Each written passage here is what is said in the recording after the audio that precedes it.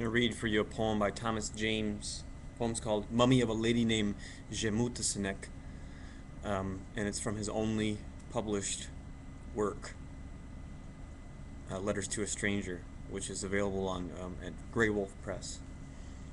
Mummy of a Lady Named Jemutesonekh, 11th Dynasty. My body holds its shape, the genius is intact.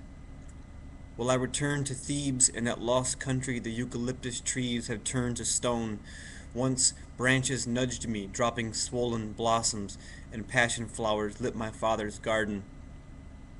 Is it still there, that place of mottled shadow, the scarlet flowers breathing in the darkness? I remember how I died. It was so simple. One morning the garden faded, my face blacked out. On my left side they made the first incision. They washed my heart and liver in palm wine. My lungs were too dark fruit they stuffed with spices.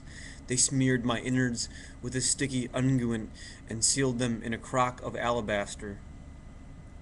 My brain was next. A pointed instrument hooked it through my nostrils, strand by strand. A voice swayed over me. I paid no notice. For weeks my body swam in sweet perfume. I came out scoured. I was skin and bone. They lifted me into the sun again and packed my empty skull with cinnamon. They slipped my toes. A razor gashed my fingertips. Stitched shut at last, my limbs were chaste and valuable, stuffed with past of cloves and wild honey. My eyes were empty, so they filled them up, inserting little nuggets of obsidian.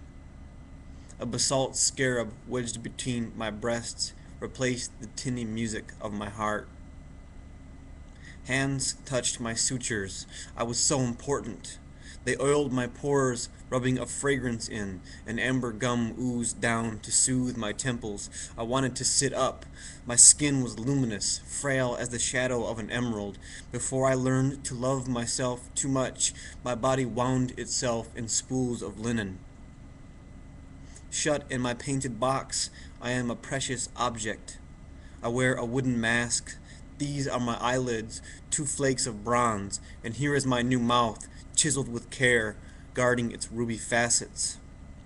I will last forever. I am not impatient. My skin will wait to greet its old complexions. I'll lie here till the world swims back again. When I come home, the garden will be budding, white petals breaking open, clusters of night flowers, the far-off music of a tambourine. A boy will pace among the passion flowers, his eyes no longer 2 bruised surfaces. I'll know the mouth of my young groom. I'll touch his hands. Why do people lie to one another?